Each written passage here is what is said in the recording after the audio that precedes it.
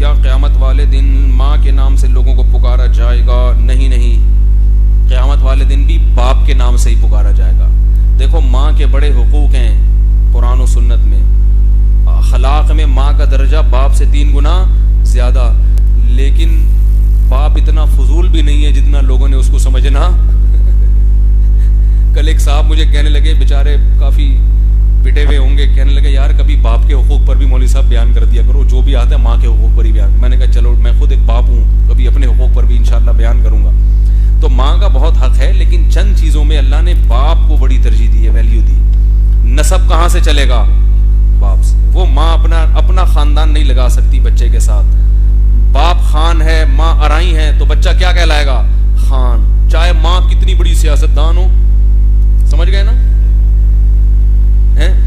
یا باپ کتنا بڑا سیاستدان ہو، یا آپ کو کچھ بھی سیاسی ساکھ ہو یا مال ہو، نہ جیسا مرضی ہے. اسلام کیا کہتا ہے؟ نسب باپ سے ملے گا تمہیں. باپ خان ہے، ماں جو مرضی ہو، بیٹا خان کہلائے گا. باپ ارائی ہے، ماں جو مرضی ہو تو بیٹا کیا کہلائے گا؟ ارائی. تو باپ. دوسرا کیا کہ شریعت نے اولاد کا سارا خرچہ باپ پہ ڈالا ہے، ماں پہ نہیں ڈالا. یہ بھی باپ کو ایک فضیلت دی ہے. دیکھو ماں کروڑ پتی ہے، باپ رکشا چلاتا ہے، بیٹے کا خرچہ کس پر ہے؟ باپ پر ہے، ماں پر نہیں ہے. یہ باپ کو فضیلت دی ہے.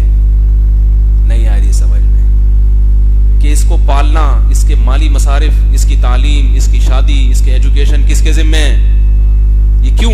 اس لیے کہ شریعت نے یہاں باپ کا رائٹ اس لیے دیا ہے کہ اسلام یہ کہتا ہے کہ باپ پہ خرچہ اس لیے ہوگا کہ بیٹا سنے گا کس کی؟ تمہارے فضائل بھی تم سے اگر نہیں سنے جا رہے، بیٹا سنے گا کس کی؟ باپ. باپ رکشا چلاتا ہے بھائی، ریڑھی لگاتا ہے، ٹماٹر بیچتا ہے، اور ماں کیا ہے؟ کروڑ پتی ہے. تو شریعت کہتی ہے بیٹے کو خرچہ، بیٹی کو خرچہ کون دے گا؟ باپ. کیوں؟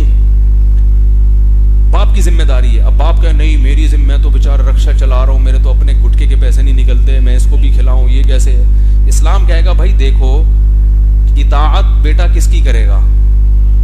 ماں کی بھی کرے گا، باپ کی بھی، لیکن جب دونوں میں اختلاف ہو جائے گا تو گھر میں سکہ کس کا چلے گا؟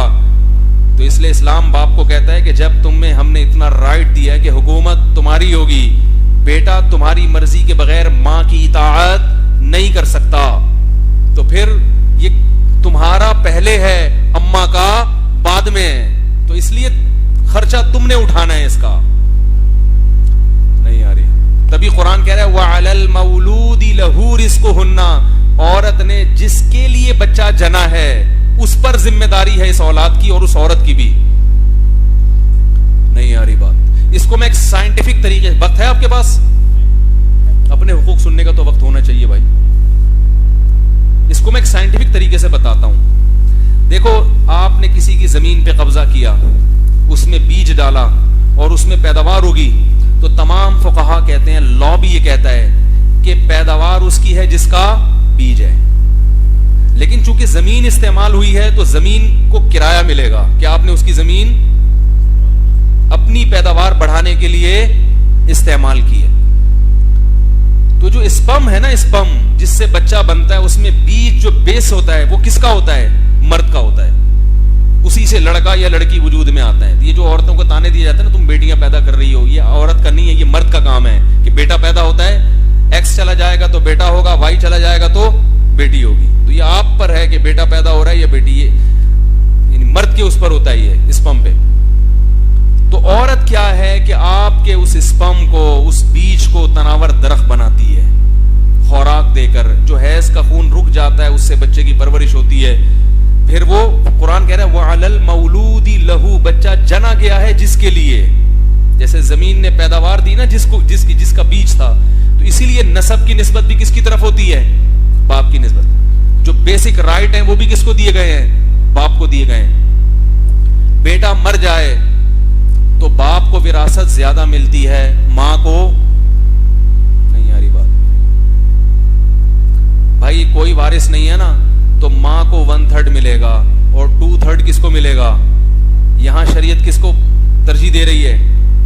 2 حصے باپ کو ملیں گے، 1 حصہ ماں کو ملے گا. خواتین سے گزارش ہے کہ آپ کے بہت حقوق ہیں، لیکن جو گھر میں تمہیں مل گیا ہے نا ایک بچوں کا ابا، اس کو بھی تھوڑی سی عزت ٹھیک ہے دے دیا کرو، اس کو سر کا تاج بناؤ کہ ہمارے سربراہ ہے یہ، ٹھیک ہے نا. اللہ نے اس کو کچھ حقوق ہم سے زیادہ دی ہیں، اس لیے کہ اس کی ذمہ داریاں، یہ ٹماٹر بھی بیچے گا تو میرا خرچہ بھی، میرے بچوں کا خرچہ بھی اس کے ذمہ ہے.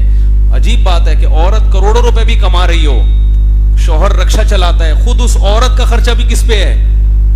عجیب بات ہے یا نہیں ہے؟ یعنی اپنے پیسوں سے عورت پر اپنے اوپر خرچ کرنا بھی لازم نہیں ہے. کیوں؟ یہاں بھی ہے کہ بھائی تم ماتحت ہو کس کے؟ شوہر کے. تو اس لیے ماتحت ہو کہ خرچہ ہم نے کس کے ذمہ ڈالا ہے؟ شوہر کے ذمہ ڈالا ہے. یہ تمہاری ذمہ داری بھی اس کی ذمہ داری ہے. تو یہ اتنے ساری جب ذمہ داریاں ڈالی ہیں معاشرے نے، انگریز نے کیا کیا؟ وہ ذمہ داریاں مرد کے کندھوں سے اٹھا کے عورت پہ ڈال دی، عورت کو آزاد کر دیا، جس سے نیچرل سسٹم کی وانٹ لگ گئی.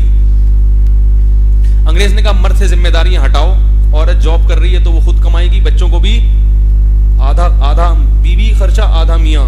تو میاں جو تھا نا اس سے جب اس کی ذمہ داریاں کم کی، لیبل یہ لگایا کہ میاں کی ذمہ داریاں ڈیوائیڈ ہو جائیں گی، تو وہ اس میں ذمہ داری کا احساس ختم. جب احساس ختم تو اپنائیت کا احساس ختم. اسے اپنی بیوی اپنی نہیں لگتی، اپنے بچے اپنے نہیں لگتے. تو اس میں نقصان عورت کا ہے، بچوں کا ہے. تو خیر جلدی سے بات کو سمیٹوں تو ایک پروٹوکول اللہ نے میاں کو یہ دیا، مرد کو یہ دیا کہ اولاد کا خرچہ کس کے ذمہ ڈال دیا؟ مرد کے ذمہ. اور اس کو یہ رائٹ دیا کہ گھر میں سکہ کس کا چلے گا؟ تمہارا. تو آرڈر کس کا ہے؟ یہ تمہارے باپ کا آرڈر ہے، ٹھیک ہے نا. تبھی لوگ تانا کیا دیتے ہیں، یہ نہیں کہتے تمہاری ماں کا آرڈر ہے، کہتے تیرے باپ کا آرڈر ہے.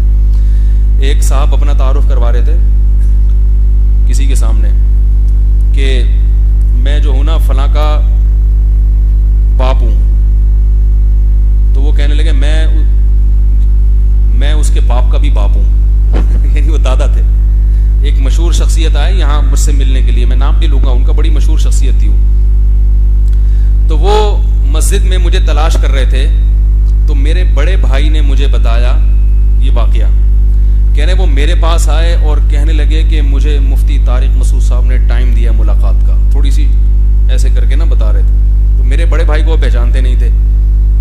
تو بڑے بھائی نے کہا ٹھیک ہے میں ملاقات کرواتا ہوں آپ کی. تو وہ بھائی صاحب مجھے بتا رہے ہیں، میرے بھائی بڑے بھائی کہہ رہے ہیں کہ وہ تھوڑا سا ایسے اسٹائل میں نا کہ آپ کو پتا ہے میں کون ہوں؟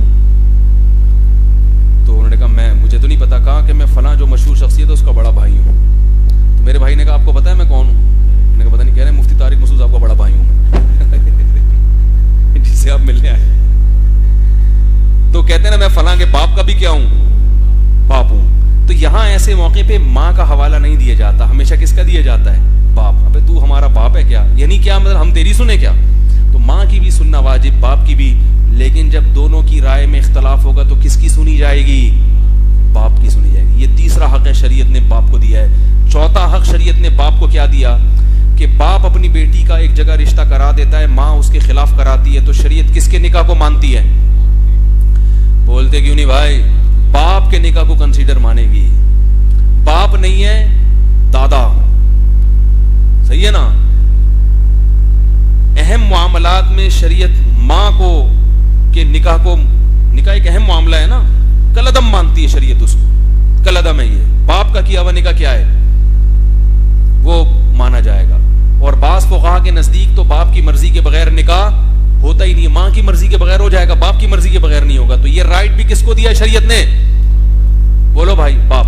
اگر لڑکی کم مہر پہ کہیں نکاح کر لے باپ کی اجازت کے بغیر تو باپ کو حق نکاح ختم کرا دے، ماں کو حق نہیں ہے. کس کو حق دیا شریعت نے؟ باپ کو حق دیا ہے. تو نسب باپ سے چلا دیا، اطاعت کس کی واجب کر دی؟ باپ کی کر دی. خرچہ کس پہ ڈال دیا؟ باپ پہ ڈال دیا. اور قیامت کے دن کس سے پکارا جائے گا؟ باپ کے نام سے پکارا جائے گا. سمجھ رہے ہو؟